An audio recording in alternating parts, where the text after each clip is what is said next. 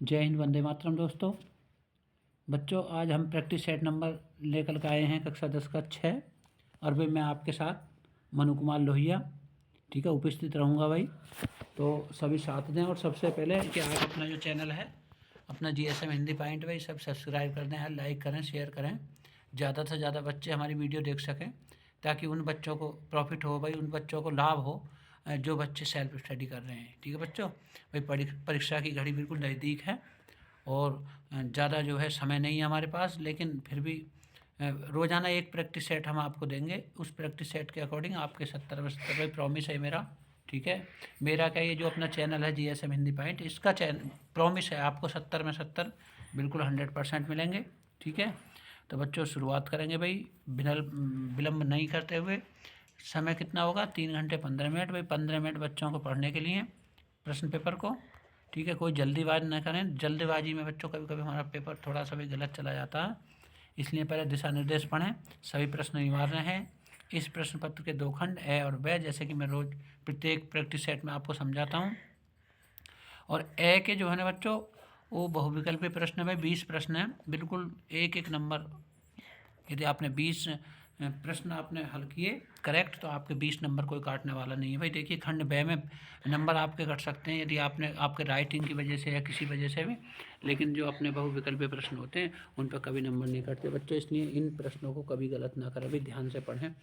और एक बात का ध्यान रखें कि खंड ए के जो प्रत्येक प्रश्न का निर्देश पढ़कर केवल प्रदत्त यानी जो उत्तर है आपको OMR शीट में देना भाई। आपको OMR शीट मिलेगी, उसको आप जो है ब्लू या ब्लैक पेन से आप जो है गोले को रंग देंगे। ठीक है, तो आपके 20 प्रश्न बिल्कुल कंप्लीट हो जाएंगे। 20 नंबर। ठीक है, प्रत्येक प्रश्न के अंक उसके सम्मुख होंगे। और खंड ब में क्या होगा भाई? वर्णनात्मक प्रश्न होंगे, बड़े होंगे। ठीक है, तो खंड ए में से एक भी प्रश्न नहीं बचना चाहिए आपका। ठीक है, आइए स्टार्ट करते हैं, शुरू करते हैं क्लास को। आज की प्रैक्टिस सेट का प्रश्न नंबर 1, शुक्ल युग का नामकरण किस विद्वान के नाम पे किया गया? भाई शुक्ल युग का नामकरण किस विद्वान के नाम पे किया गया? वंशीधर शुक्ल, आचार्य रामचंद्र शुक्ल, या वैकुंठनाथ शुक्ल, या रामचरण शुक्ल? तो भाई ये हो जाएगा हमारा आचार्य रामचंद्र शुक्ल। पहला प्रश्न क्या होगा? आचार्य रामचंद्र शुक्ल।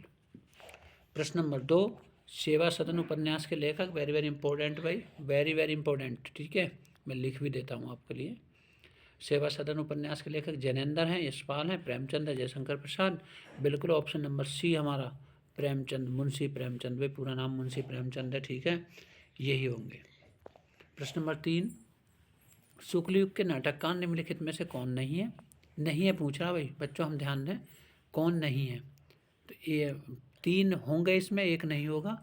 और वो कौन से नहीं होंगे भाई? जयशंकर प्रसाद नहीं होंगे, डॉक्टर राम कुमार वर्मा नहीं होंगे, हरिकृष्ण प्रेमी नहीं होंगे, या भारतेंदु हरिश्चंद्र नहीं होंगे।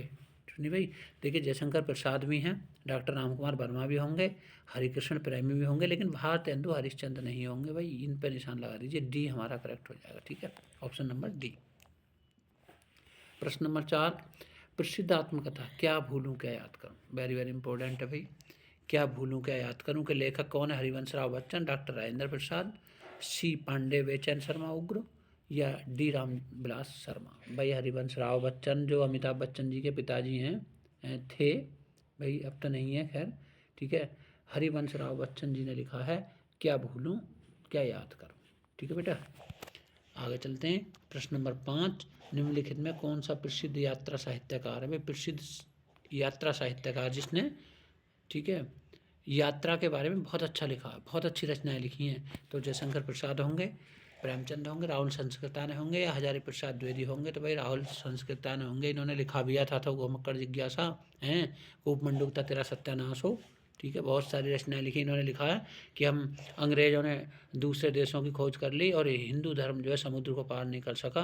भ्रांति बनी रही कि हिंदू धर्म और समुद्र में बह रहे आपस में। ठीक है, तो हम घर से बाहर नहीं निकले, हम कूप मंडूक बन गए।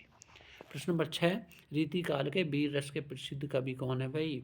ठीक है, रीति काल के देव हैं, घनानंद हैं, भूषण हैं, बिहारी हैं। तो भाई देव, घनानंद, बिहारी नहीं होंगे। ऑप्शन नंबर सी भूषण होगा। जैसे कि भूषण ने जो है क्या लिखा है, शिवा शौर्य वगैरह भी लिखा है, तो सब वीरता वाली बातें हैं। ठीक है, प्रश्न नंबर 7, रामचंद्रिका के रचनाकार कौन हैं? प्रश्न नंबर 7, रामचंद्रिका के रचनाकार कौन है भाई? बिहारी लाल हैं, केशव दास हैं, भूषण है, मतीराम हैं। तो कौन हो जाएंगे बताइए? तो 7 का हो जाएगा हमारा केशव दास। केशव दास ने रामचंद्रिका लिखी है।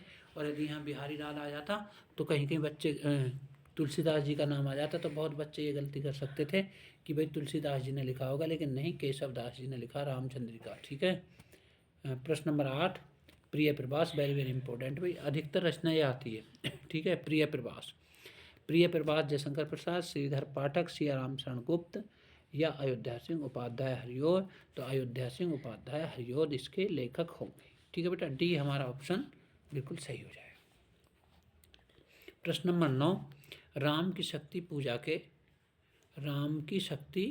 पूजा के रचनाकार कौन है भाई? सूर्यकांत त्रिपाठी निराला हैं, महादेवी वर्मा जी हैं, या option number C Ramdhari Singh Dinkar, या option number D Sumitra Nandan Pant. तो इसके हो जाएंगे Suryakant Tripathi Nirala. Option number A हमारा बिल्कुल करेक्ट हो जाएगा, लॉक कर दीजिए। अच्छा, प्रश्न नंबर 10 भाई, प्रश्न नंबर 10 देखिए, निम्नलिखित में कौन सा प्रगतिवादी युग का कवि नहीं है? भाई सब हैं इन 4 ऑप्शन में, लेकिन एक नहीं है। ठीक है, इन ऑप्शनों में एक नहीं है भाई। नागार्जुन है, देखिए प्रगतिवादी युग के हैं, त्रिलोचन है प्रगतिवादी युग के हैं, केदारनाथ अग्रवाल हैं प्रगतिवादी युग के कवि हैं, लेकिन भारतेंदु हरिश्चंद्र जो है ऑप्शन नंबर डी ये नहीं है भाई। तो डी सही हो जाएगा। ठीक है। प्रश्न नंबर 11, हास्य रस का स्थायी भाव क्या भाई? शोक है, हास है, रति है, उत्साह है।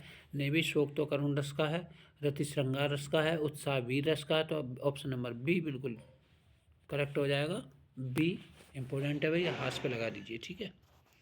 मनो मानो जनु जानो आदि वाचक शब्द किस अलंकार में आते हैं भाई? उत्प्रेक्षा में आते हैं, या रूपक में आते हैं, उपमा में आते हैं, यमक में आते हैं? नहीं आते भाई, उत्प्रेक्षा में आएंगे।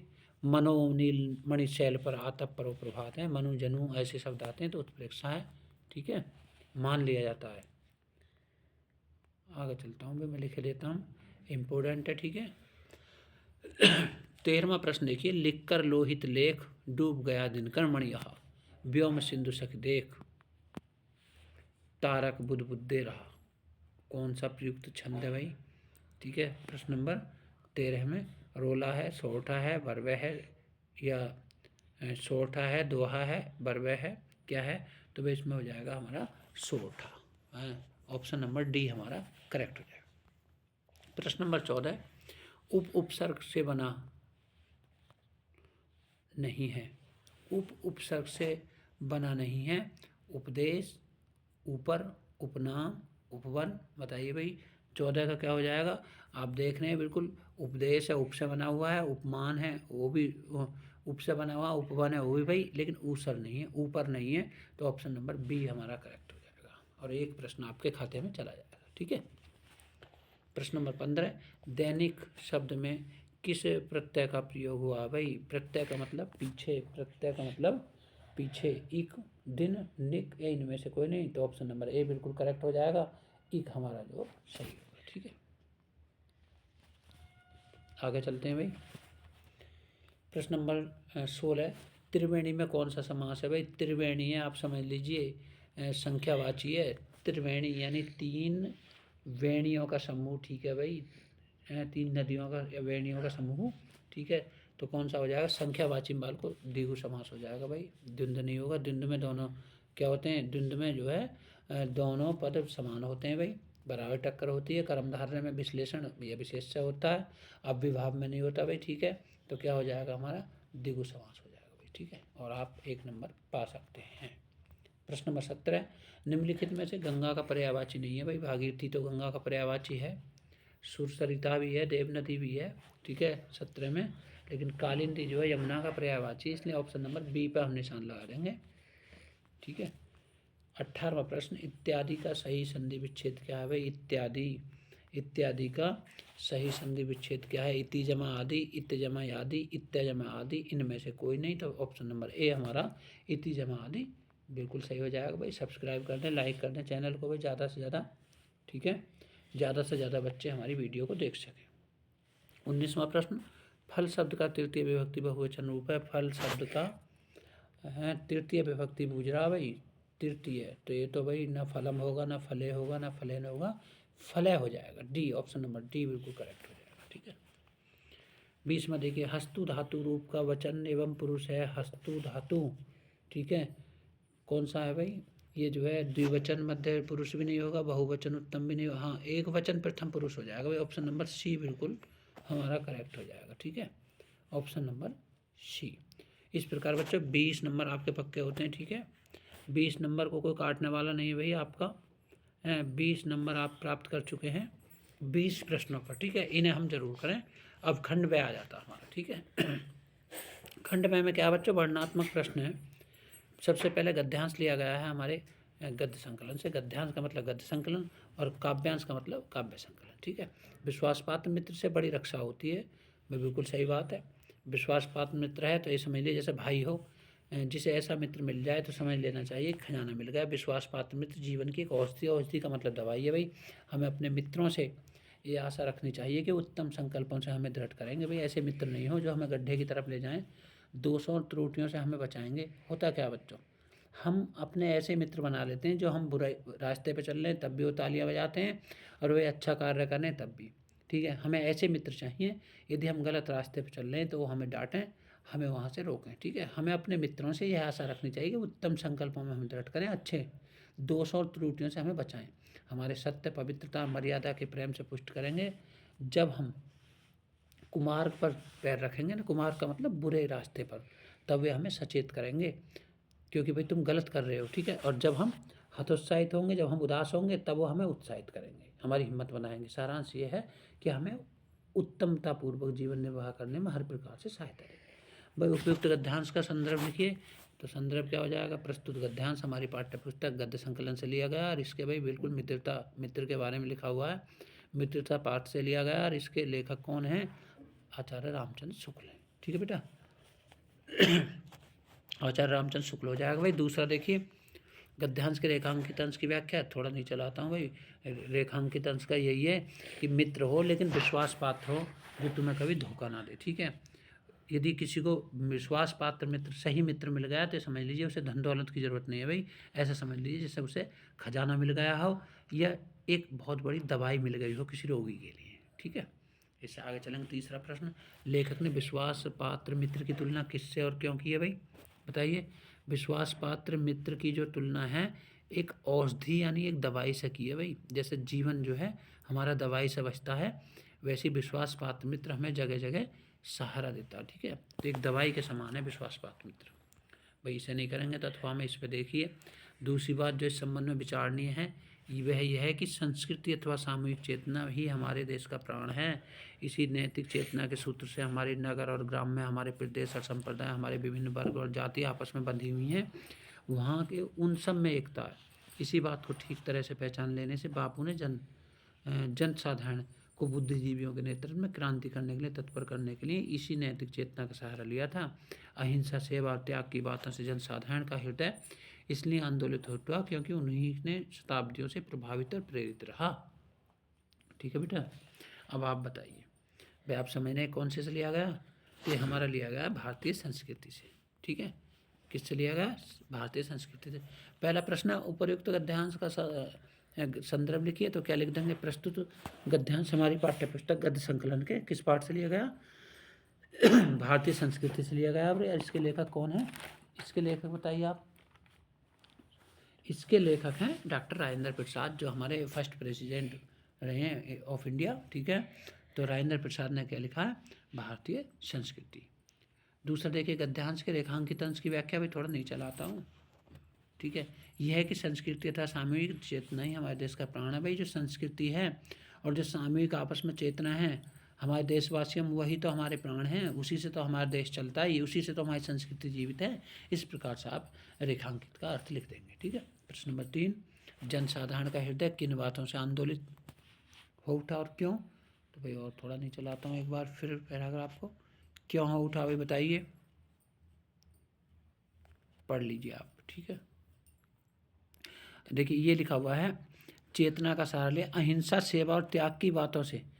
किसकी बातों से, अहिंसा, जो गांधी जी ने हमें 3 नारे दिए थे, अहिंसा, सेवा और त्याग की बातों से जनसाधारण का हृदय आंदोलित हो उठा। ठीक है बेटा, आपका जो है पैराग्राफ ये भी हो जाएगा। अब आ जाइए भाई काव्य संकलन में। ओहो, उद्धव मन्ना भय 10-20। हे उद्धव जी 10-20 मन नहीं थे, एक हो तो सो गए हो श्याम संग को अपराध ईस। भाई जब गोपिकाएँ, आपको मैं एक बार थोड़ा सा विस्तृत रूप से बताता हूँ कि जब भगवान श्री कृष्ण जो है भाई मथुरा चले गए हैं, तो उद्धव जो उनके मित्र हैं उन्हें वो समझाने गए हैं। ठीक है, किन्हें? गोपिकाओं को समझाने गए हैं कि कृष्ण जो है ईश्वर नहीं है, ईश्वर कैसा निराकार है। भगवान श्री कृष्ण ने भेजा उन्हें कि भाई गोपिकाओं को तुम समझाओ, मुझसे बहुत प्रेम करती हैं। तो जब वो गोपिकाओं को भाई अपना ज्ञान भरा उपदेश देते हैं, तो गोपिका क्या कहती हैं? ऊधव मन्ना भाई 10-20। है उद्धव जी हमारे 10-20 मन तो थे नहीं। ठीक है, एक हो तो सो गए हो श्याम संग, एक ही मन था हमारा। और जब कन्हैया रथ में बैठ करके गए थे, तो उस मन को कैसे कर गए? रथ में बैठा करके अपने साथ ले को अपराध है इससे। ठीक है, इंद्रिय शिथिल भई के सब बिन। अब हमारी इंद्रिय जो है, समस्त बॉडी यानी समस्त शरीर की जो इंद्रियां हैं, वो शिथिल का मतलब ढीली हो गई हैं। केशव का मतलब कन्हैया के, बिनु का मतलब बिना। जो देही बिन शीस। अब वो हमारा शरीर ऐसा हो गया बिना इंद्रियों के, ठीक है, बिना मन के, जैसे देही के बिना यानी धड़ के बिना सिर अलग हो जाता है, ऐसी इंद्रियां हमारी जो ढीली हो गई हैं, शिथिल हो गई हैं। आशा लगत लाग रहे तन श्वासा। अब हमारे क्या है, मन में हमेशा आशा लगी रहती है और तन में हमारे में सांस रुका रहता है। किस लिए? जीवें गोट बरीस, हम करोड़ों वर्ष भी जिंदा रह सकते हैं भगवान के वापस आने के इंतजार में। हमें ये आस रहती है, क्या? हमें ये आस रहती है कि कन्हैया वापस आएंगे। थोड़ा भी नीचे और करता हूँ। ठीक है, आशा लाग रहे तन श्वासा। अब हमारे मन में क्या आशा लगी रहती है, तन में श्वास रहता है। जीवें कोट बरीस, हम करोड़ों वर्ष भी अब जिंदे रह सकते हैं कन्हैया के लौटने में। तुम तो सखा श्याम सुंदर के। अरे उद्धव जी तुम तो सखा हो, उसके मित्र हो, किसके? कन्हैया जी के, श्याम सुंदर भगवान के।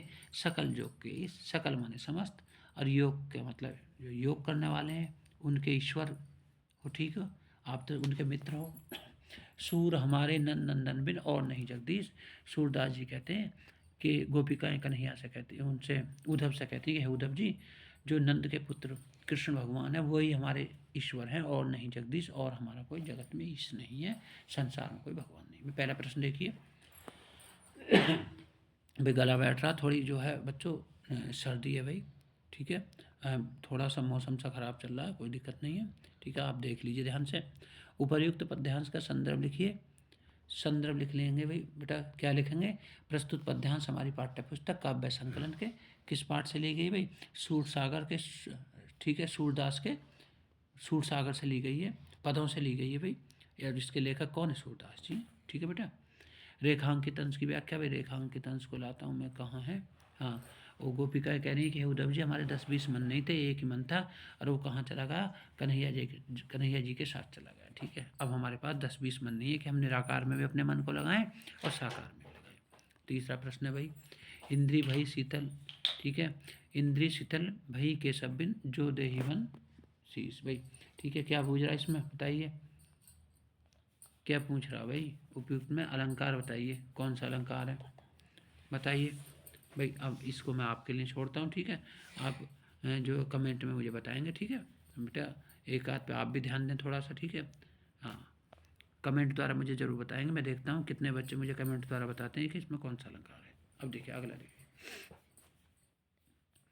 इसे नहीं करेंगे भाई इस पैराग्राफ को, तो आप इसको भी कर सकते हैं। किसको? ये है भाई, विश्वत रेखा का वासी जो जीता नित हाँप हाँप कर रखता है अनुराग अलौकिक, वह भी अपनी मातृभूमि पर धूप। देखिए इसमें बता रहा है जो विश्वत रेखा पे भाई बहुत गर्मी पड़ती है, लेकिन वहाँ भी हमारा जो देश का वासी है, हमारे देश का नागरिक है, वो भी रह रहा है, लेकिन अपने देश से उसे भी उतना ही प्रेम है, जबकि हाँप हाँप करके वो सांस ले रहा है वहाँ पे गर्मी में। वह भी अपनी मातृभूमि पर ध्रुव, और देखिए जो हमारा ध्रुव क्षेत्र है, ठीक है, वहाँ पर भी जो क्या है, बर्फ़ पड़ रहा है, लेकिन भाई बर्फ़ है और अंधकार है, उस अंधकार में भी कांप कांप करके लोग जो है मतलब जी रहे हैं, लेकिन अपने देश से प्रेम उनका ख़त्म नहीं हुआ भाई, समाप्त नहीं हुआ। तो स्वदेश प्रेम से लिया गया। ठीक है, लेखक कौन है? रामदास त्रिपाठी जी हैं भाई इसके लेखक। पहला प्रश्न देख लीजिए। वह भी अपनी मातृभूमि पर कर देता प्राण न्यौछावर, यानी जो विश्वत रेखा का व्यक्ति है वो क्या है भाई, इतनी गर्मी पड़ती है, इतनी गर्मी में भी अपने देश से प्रेम करता है। और जो ध्रुव पर रहने वाला है, जो अक्षांश में, ठीक है, वो व्यक्ति भी क्या है, वो व्यक्ति भी काँप काँप करके जीता, बर्फ़ में अंधेरे में, लेकिन अपनी माँ भारत माता से प्यार करता है। तो उपयुक्त पद्यांश का संदर्भ लिखिए। प्रस्तुत पद्यांश हमारी पाठ्य पुस्तक काव्य संकलन के स्वदेश प्रेम से लिया गया है। इसके लेखक कौन है? रामदास त्रिपाठी है। मैंने पाठ का नाम भी लिख दिया, स्वदेश प्रेम। दूसरा, विषुवत रेखा का वासी कैसा जीवन व्यतीत करता है? विषुवत रेखा का वासी कैसा करता है? गर्मी के मौसम में, यानी वहाँ गर्मी ज़्यादा पड़ती है विषुवत रेखा में, तो हाँफ हाँफ करके अपना जीवन जीता है। ठीक है। तीसरा प्रश्न देखिए भाई, रेखांकित अंश अनुराग, अलौकिक तथा हिम्मे तम्मे कौन सा अलंकार है? बताइए कौन सा अलंकार है? अनुराग, अलौकिक, बताइए अनुराग अलौकिक में कौन सा हो जाएगा भाई? इसमें हमारा अनुप्रास अलंकार हो जाएगा भाई। इसमें क्या है? एक बार बार आवृत्ति है। ठीक है। हिम्मे तम्मे में कौन सा अलंकार है बताइए? हिम्मे बर्फ में और तम्मे अंधकार में, बताइए। ठीक है, कमेंट द्वारा मुझे बताएं इसका। ठीक है, आगे चलते हैं। प्रश्न नंबर 3, निम्नलिखित में से किसी एक संदर्भ गद्यांश का संदर्भ सहित वो लिखिए भाई। ये हमारा काव्य संकलन में से लिया गया है बच्चों। इसका मैं अर्थ बताता हूँ आपको। ठीक है। वाराणसी सुविख्यात प्राचीन नगरी। वाराणसी प्राचीन काल से विख्यात नगरी है, प्रसिद्ध नगरी है। यम विमल सरिंग तरंगाया गंगाया कूले स्थिता। कूले मतलब किनारा, स्थिता का मतलब स्थित है, गंगाया मतलब गंगा के। यह स्वच्छ तरंगा वाली गंगा के किनारे पर स्थित है। अस्य घटनाया वलयाकृति पंक्ति, इसकी जो घाट हैं वो वलय आकृति में गोल घुमावदार, धवलाया चंद्रिकाया बहुरायंते, जो चंद्रमा की चांदनी में बहुत शोभायमान है। अगणिता अनेक पर्यटका, यानी जो पर्यटक हैं, सुदूरेभ्य दूर दूर देशों से, देशेभ्य देश में आकर के नित्यम रोजाना अत्यायंती यहाँ आते हैं। अस्य घटनाश्च, इसके घाटों की शोभा विलोक के मतलब देख कर, इसके घाटों की शोभा देख करके, इमा बहु प्रशंसति, इसकी बहुत प्रशंसा करते हैं, बड़ाई करते हैं। ठीक है बेटा, काय में से लिया गया भी बताइए आपका है? वाराणसी में से लिया गया है। ठीक है बेटा, अथवा में इसे कर देंगे नहीं। मानव जीवन से संस्करण संस्कृति, मानव जीवन का जो संस्कार है वही संस्कृति है भाई। अस्माकं पूर्वजा मानव जीवनम संस्कृति महंतम प्रियतम कुर्बन, हमारे पूर्वजों ने मानव जीवन के संस्कार बनाने के लिए महान प्रयत्न किए थे। ते अस्माकं जीवन से संस्करण यान आचरण आदर्शन तत्र सर्वकम अस्माकं संस्कृति, उन्होंने अपने जीवन को संस्कारवान और आचार और आदर्श तब प्रकट करके, ठीक है, हमारी सर्वम अस्माकम संस्कृति, जो उनके आचार विचार थे, जो उनके संस्कार थे उनके जीवन के, वही हमारी जो है देश की क्या है? संस्कृति है। ठीक है बेटा, तो किस में से लिया गया आपका? बताइए बताइए किस में से लिया गया? ये लिया गया भारतीय संस्कृति। ठीक है बेटा, भारतीय संस्कृति से लिया गया। इससे आगे देखेंगे भाई। हाँ, अब ये आपका जो है श्लोक आ गए हैं भाई। अपदो दूरगामी च साक्षरो न च पंडित है, अमुक स्फुट वक्ता यो न जनाति पंडिता। भाई कौन से पाठ में से लिया गया मुझे एक बार बताएं। तो ये हमारा प्रबुद्धो ग्रामीण में से लिया गया भाई। जब वो गांव वाले से पूछता ना, शहर वाला, कि तुम पहेली पूछो, तो गांव वाला पूछता है अपदो दूरगामी च साक्षरो न तो पंडित है, पैर नहीं है दूर चला जाता है, पढ़ा लिखा नहीं फिर भी पंडित है। अमुक स्फुट वक्ता, मुख नहीं है उसके लेकिन साफ साफ बोलता है, चाहे जनाति से पंडित है, जो इसे जानता वही पंडित है। भाई ये पहेली पूछी थी ना उसने, और उस पर जब उत्तर नहीं दिया गया तो उसने बताया भी था कि इसका उत्तर क्या है? पत्र है, पत्र के पैर नहीं होते, दूर चला जाता है, पढ़ा लिखा नहीं है लेकिन साक्षर युक्त है। ठीक है, मुख नहीं है लेकिन साफ साफ बोलता है, जो इसे पढ़ता वही पंडित है। तो ये अपना कौन से? प्रबुद्धो ग्रामीण में से लिया गया। दूसरा देखिए, ये तो भाई जीवन सूत्राणी में से, मान हित्वा प्रियोभक्ति क्रोध हित्वा सोचती। ठीक है, मान हित्वा प्रभोभक्ति, क्रोध हित्वा न सोचती। ठीक है, क्रोध को, हाँ, किसको सोचते हुए? ठीक है, जो अभिमान है, अभिमान को त्याग करके व्यक्ति प्रिय हो जाता है, और क्रोध को त्यागने पर कुछ सोच नहीं होता। काम हितवार्थ भक्ति। ठीक है,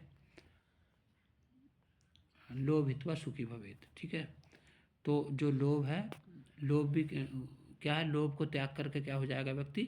सुखी हो जाएगा। अभिमान को त्याग करके प्रिय हो जाएगा। क्रोध को त्याग करने के बाद सोच नहीं होता।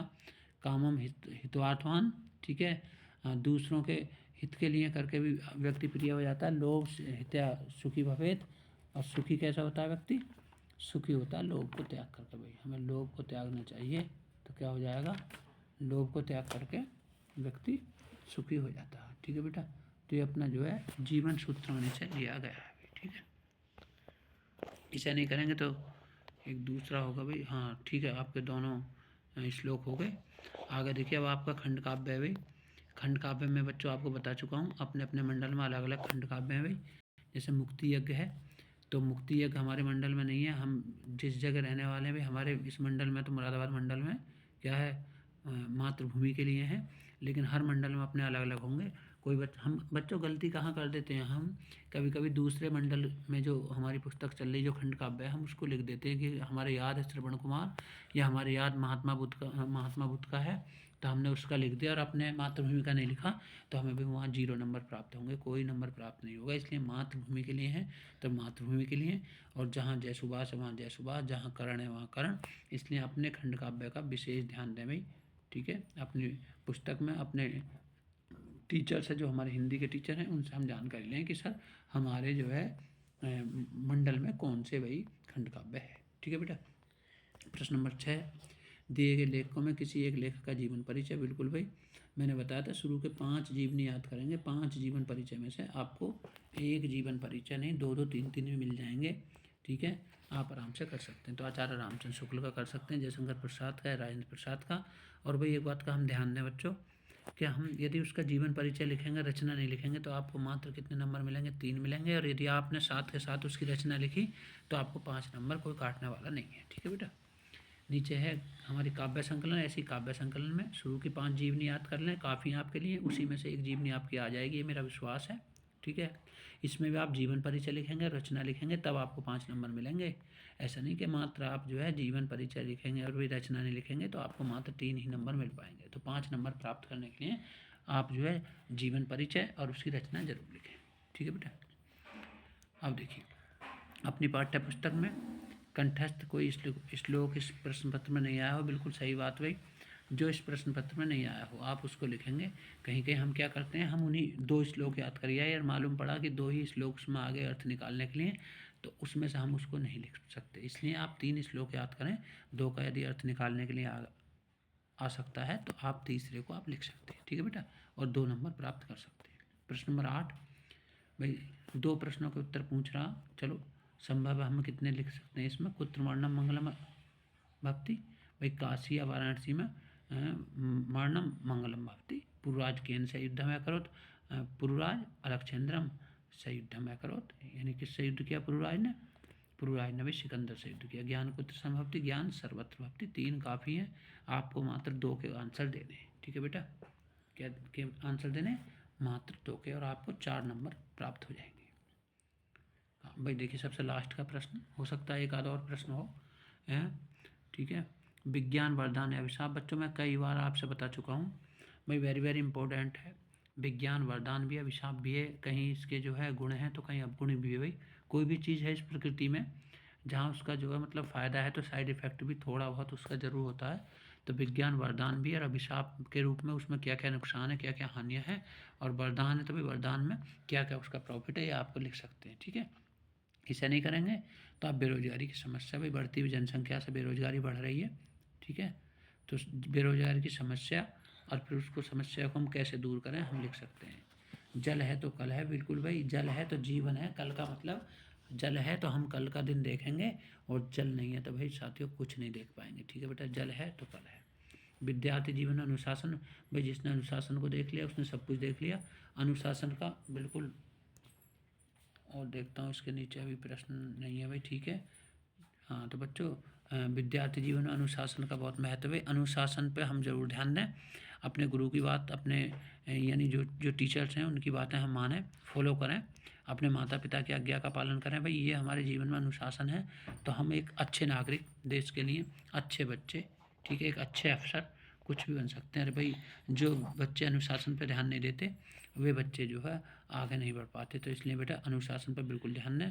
और भाई क्लास हमारी समाप्त हो चुकी है, लेकिन भाई सब बच्चों से एक बार फिर कहता हूँ कि लाइक कर दें चैनल को, शेयर करें यार, सब्सक्राइब करें।